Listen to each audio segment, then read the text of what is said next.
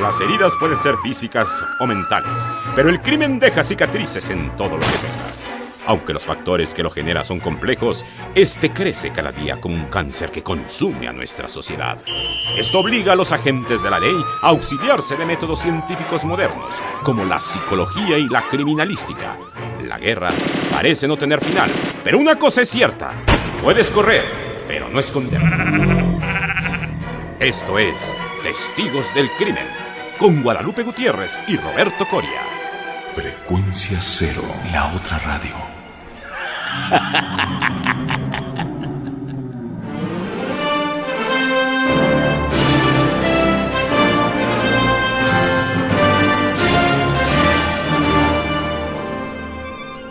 Estamos una vez más en una nueva emisión de Testigos del Crimen.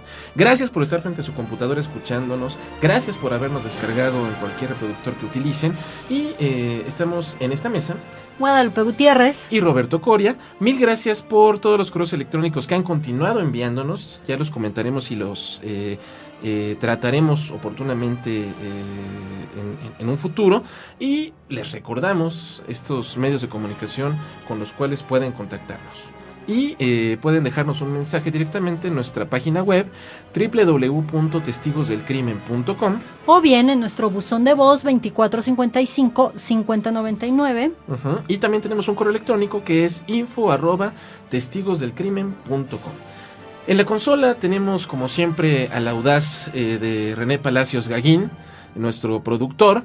Y el día de hoy, Guadalupe, vamos a hablar acerca pues, de un asesino pues bastante peculiar.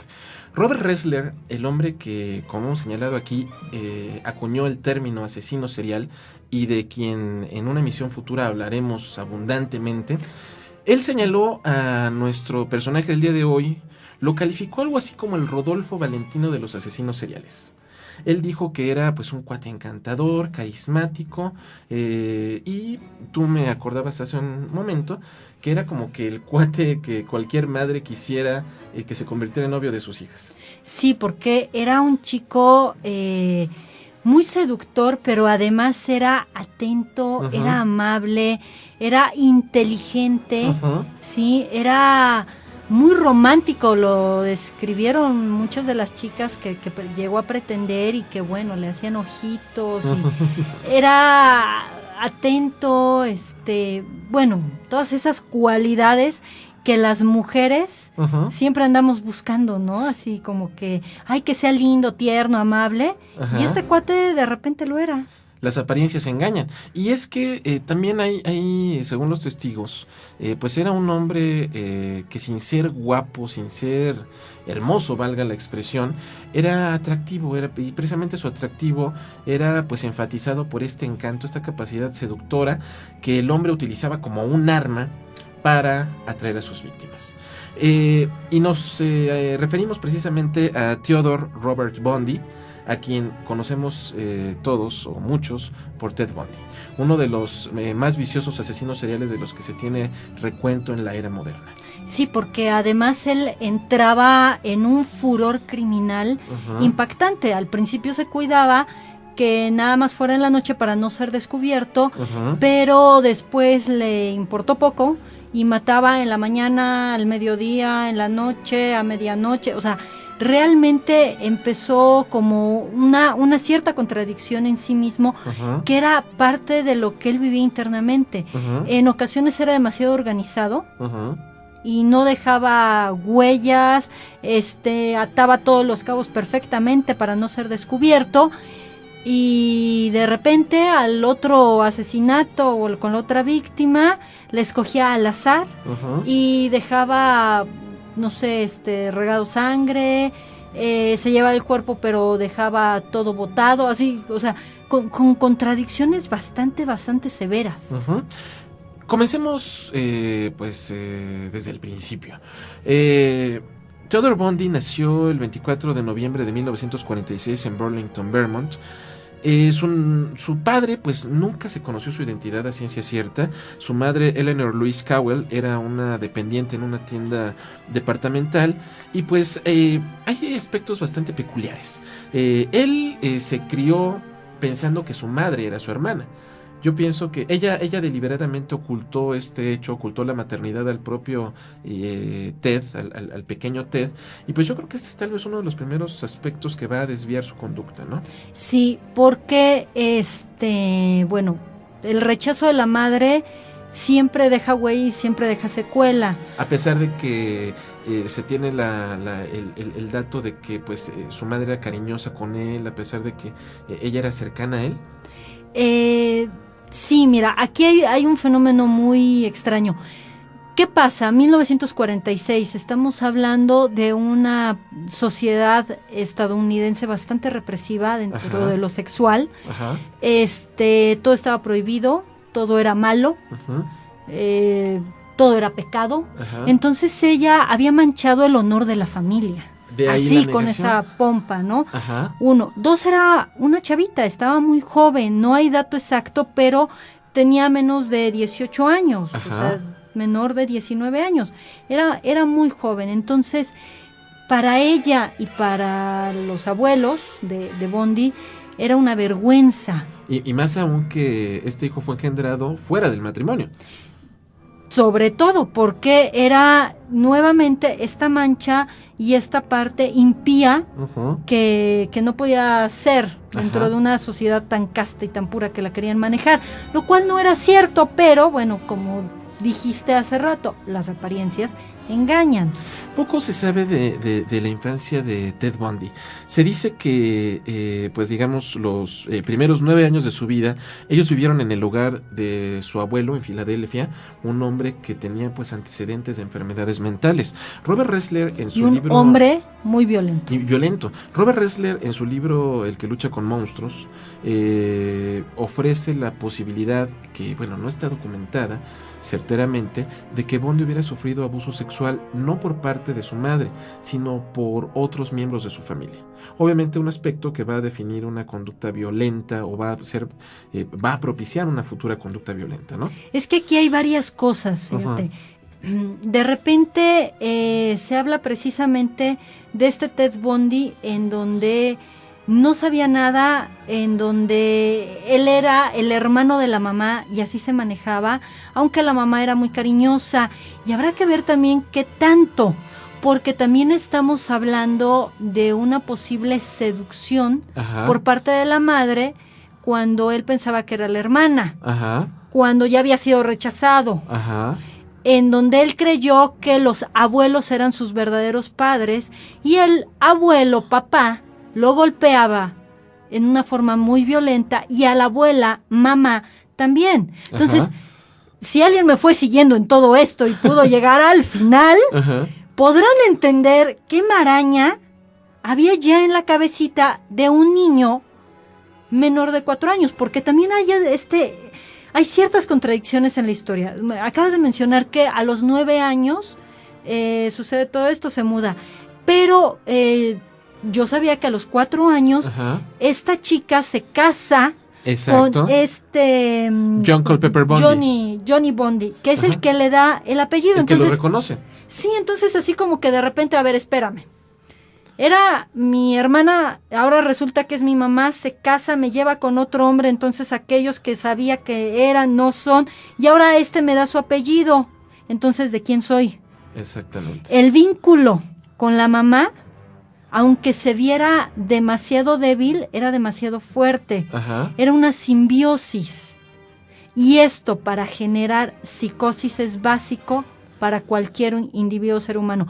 Es decir, no hubo una ruptura de que alguien viniera, a pesar de que se casó a los 4 años de edad de Ted, se casó la mamá, que estaría en la parte edípica, y vendría un tercero a romper este Edipo. Ajá. No pudo. Se quedó una simbiosis muy fragmentada, pero él se quedó demasiado resentido, porque igual lo rechazó, y de esta forma se casa y nuevamente lo vuelve a rechazar. Esto hace de Bundy un niño demasiado retraído y tímido. Pues si esto les parece tortuoso, ¿qué les parece si comenzamos a relatarles el resto de su historia? Pero esto será después de una pausa.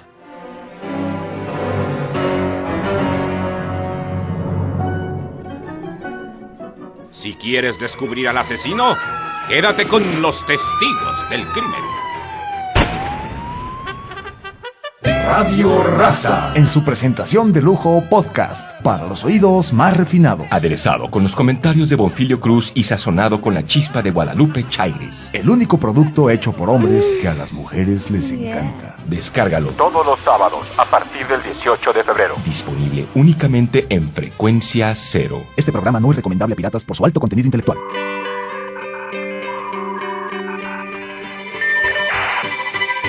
www.frecuenciacero.com.mx. Frecuencia Cero, la otra radio. Un nuevo medio para una nueva generación. Continúa descubriendo pistas con los testigos del crimen.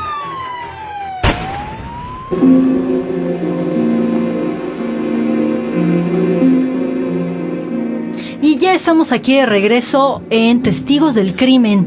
Y bueno, estamos aquí como que con toda la controversia que estábamos platicando en el corte, mi estimado Roberto y yo, de cuánta confusión hay de repente con los datos que este hombre aportaba, e inclusive aquellos que han tratado de seguir la pista de por dónde andaba. Sí, es curioso. Mucho de esto pues fue propiciado por el propio Bondi. Si consultamos diferentes fuentes bibliográficas, vamos a encontrar que a algunos detectives les dijo algo, a los perfiladores de la Unidad de Ciencias del Comportamiento del FBI les dijo otra cosa. En fin, el hombre es toda pues una maraña. Tú mencionas ahorita el término mentiroso compulsivo.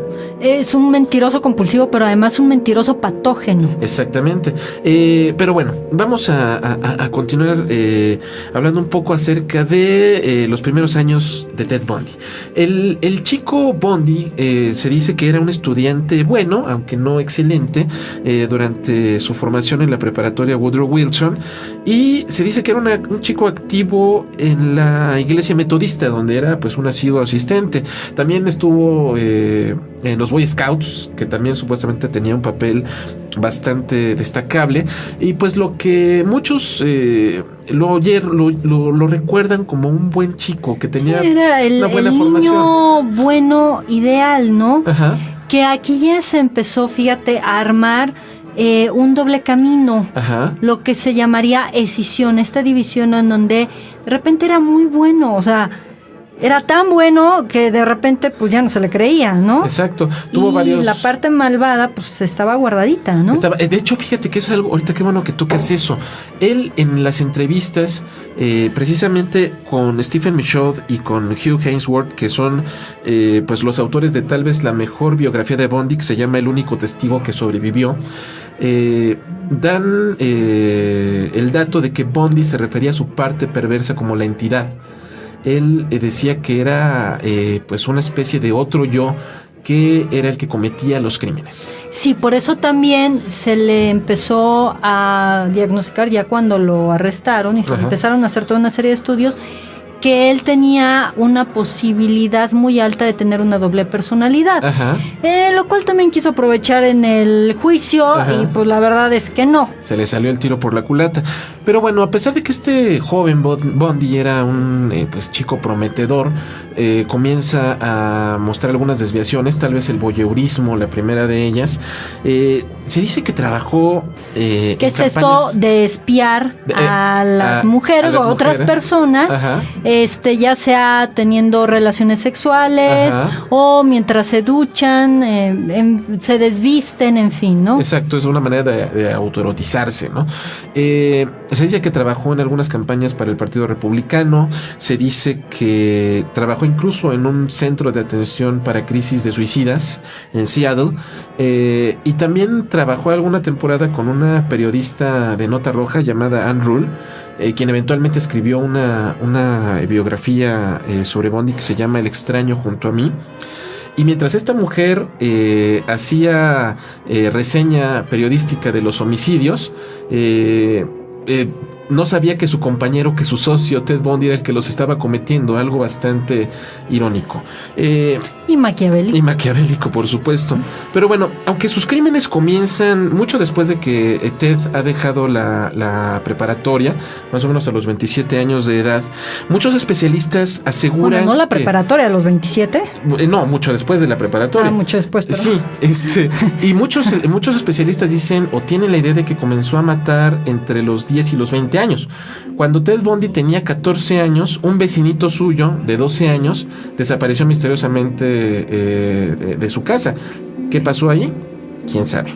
Eso, hasta la fecha, no lo sabremos. Pero oficialmente sus crímenes comienzan el 4 de enero de 1974, cuando de alguna manera va a definir lo que va a ser su modus operandi.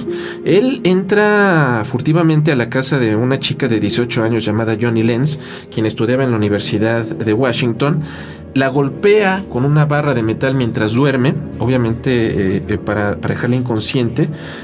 La viola con un barrote que él desprende de la cama de ella. La tortura. La chica finalmente sobrevive, pero con un daño cerebral permanente. Más adelante, el 31 de enero, Linda Ann Healy, también de la Universidad de Washington, es golpeada y queda inconsciente.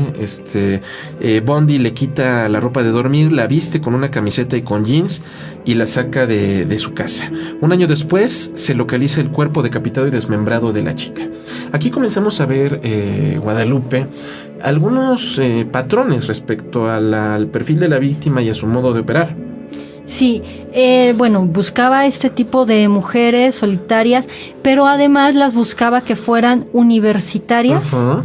Y con un cierto atractivo, exacto, con una cierta belleza, ¿no? Chicas no era así como que rubias que tuvieran el cabello largo, más o menos a la mitad de la espalda. No eran rubias, eran de cabello negro, lacio, que sí fuera largo y con raya en medio.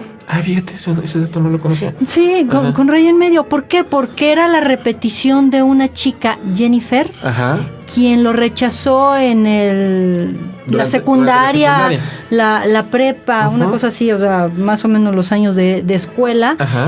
Y esto a él le quedó muy marcado. ¿Pero por qué? Por una sencillísima y fea razón.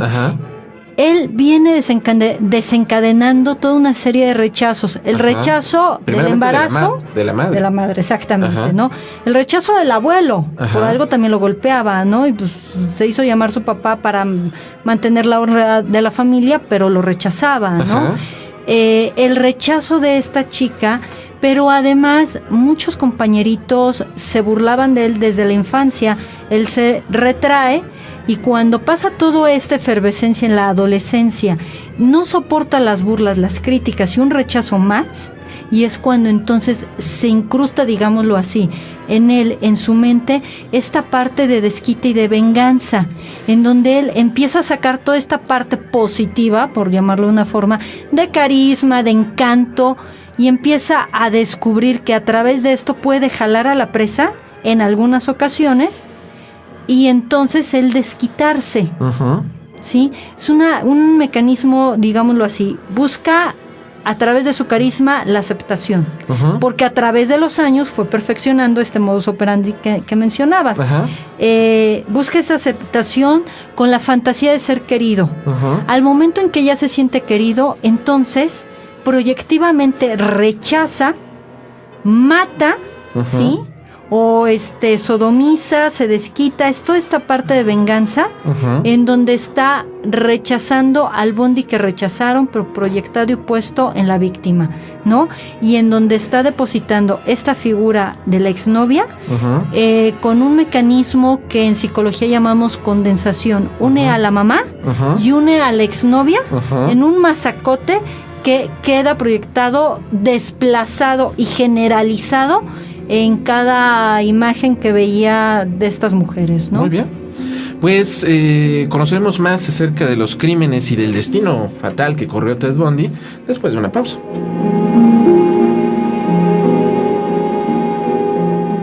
Si quieres descubrir al asesino, quédate con los testigos del crimen.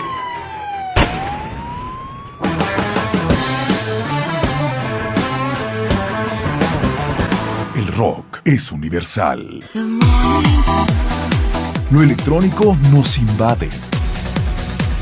Pero hay un ritmo que te hace sentir en tu frecuencia.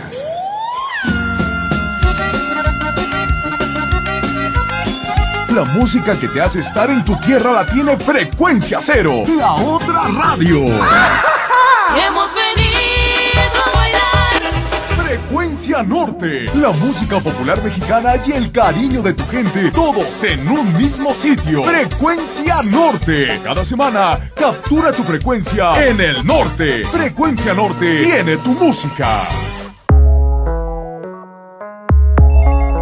Llama a nuestro correo de voz 2455-5099. Frecuencia Cero, la otra radio. Porque la radio se está quedando sin oyentes.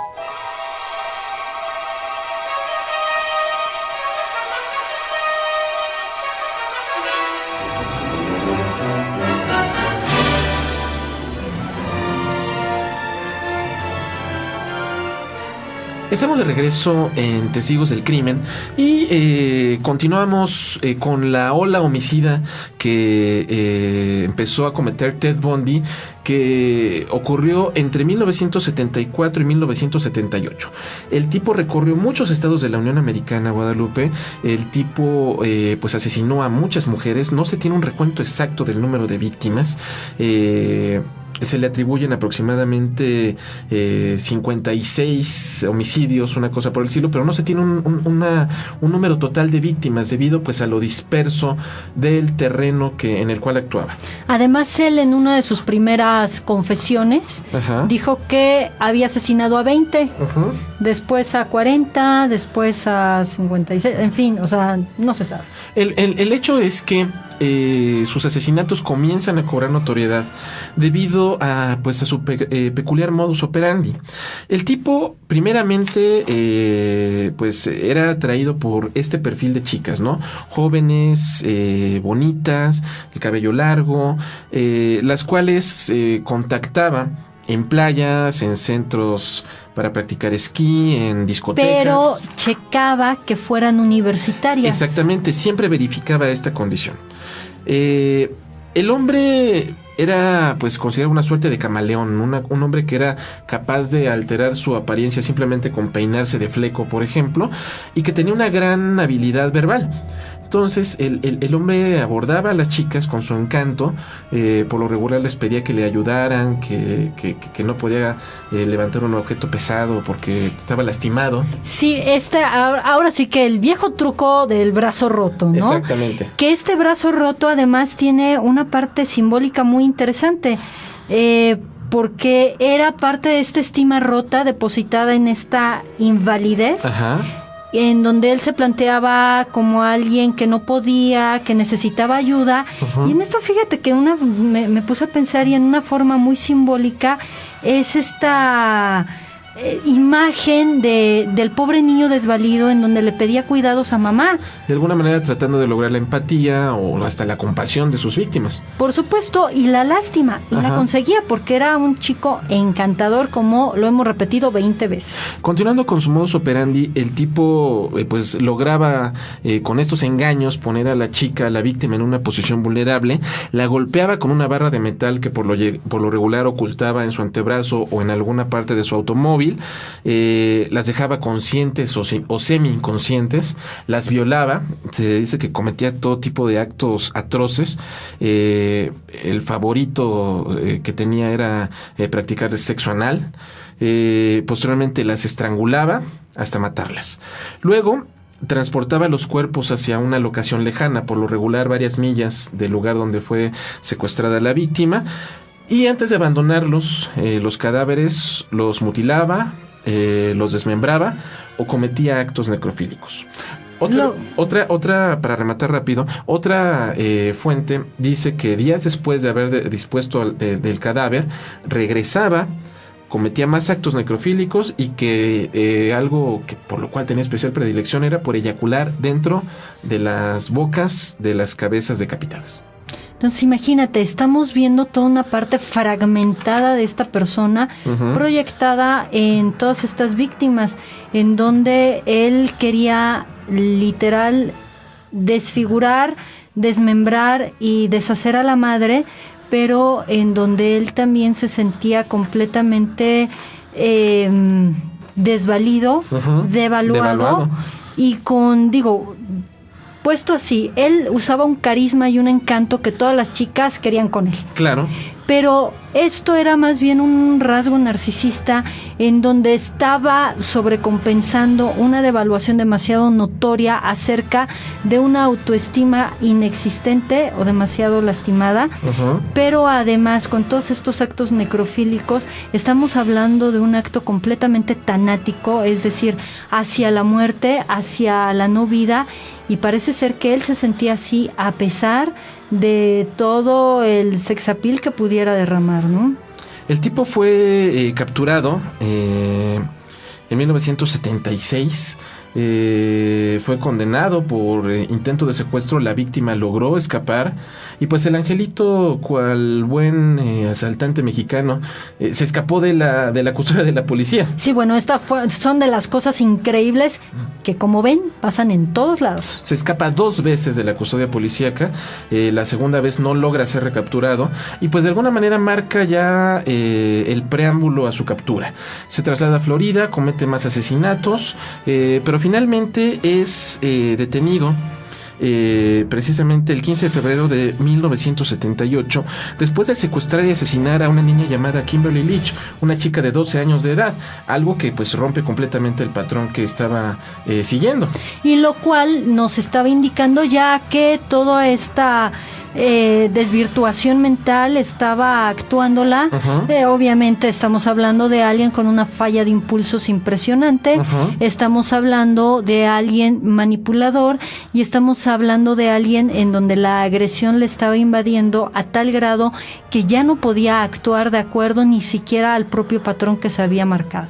Pues finalmente es por este homicidio por el cual se le dicta una sentencia de morir por electrocución en la prisión estatal de Florida, y a las 7:06 de la mañana del 24 de enero de 1989 un Ted Bundy de 49 años es ejecutado en esta prisión por electrocución. 2000 voltios pasaron por su cuerpo. Sus últimas palabras antes de morir fueron: por favor, háganle llegar mi amor a mi familia y a mis amigos, y fue declarado muerto a las 7:16 a.m. Pero el angelito, como Goyo Cárdenas, me está acordando ahorita, Guadalupe, durante las apelaciones que hizo para esta sentencia, el tipo se casó con una fan. Su nombre era Carol Ann Boone, una chica que conoció a través de de los cientos de cartas que le enviaban en el penal. El tipo era una suerte de celebridad. Muchas mujeres querían ganarse sus favores. Con ella tuvo un hijo, el cual, tiempo después, en 1982, ella se divorcia de él y se va a vivir lejos con este pequeño y cambian su nombre. Fíjate, esto que acabas de decir suena completamente ligado y coherente con la historia de Ted Bundy, porque a él le pasa lo mismo. Bueno, los abuelos, en fin, pero a él le dan un nombre y después se lo cambian, ¿sí? Efectivamente. Recordando que el nombre, en este caso el apellido, es aquello que te da pertenencia a la familia, y el hijo de él queda idéntico que el padre, Ted Bundy, sin una pertenencia o liga con el padre original, para que veamos precisamente que nuestras historias, si no las conocemos, se van repitiendo. Así es. Y entonces hay una parte inconsciente que se va produciendo y que se va manifestando. Pues esta fue la historia de Ted Bundy, una historia perturbadora e inquietante, y queremos agradecerles por habernos escuchado en esta emisión. Nos despedimos hasta la siguiente ocasión en que tengamos otro tema interesantísimo que presentarles. Estuvimos en esta mesa Guadalupe Gutiérrez y Roberto Coria, testigos del crimen.